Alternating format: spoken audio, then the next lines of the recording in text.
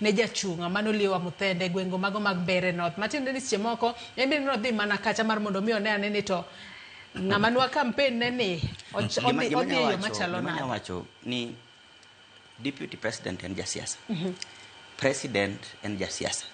In fact, president and party leader mar UDA. The deputy president is an official of that party mar UDA.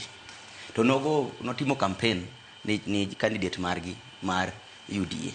Koro an kuma chungi gimanya wacho ni maybe gimonya useyo maybe ni waziri moro no dhi nikech ordinarily ka wang'eyo ni waziri ok onego bed ni donje siasa, lakini jomodo kowuok governor, senator, nyaka president, nyaka deputy president gin gi teko, gin gi mbi kaka jotend piny owacho, lakini bende gin jotend chama kaka koro nwaneno ka Kindiki, Professor Kindiki no campaign kabisa ni candidate mar UDA.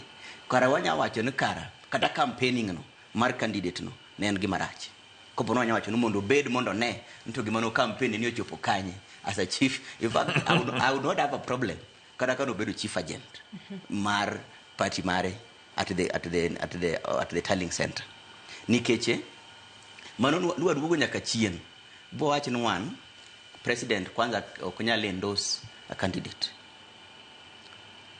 Kenya wang'eyo ni political parties ema yiero jatelo orichung kaka independent. To kwanyal wacho ni kaka koro rais in president okinyal dhi bichung kamoro bi wach ni an asiro candidate mar chama mara.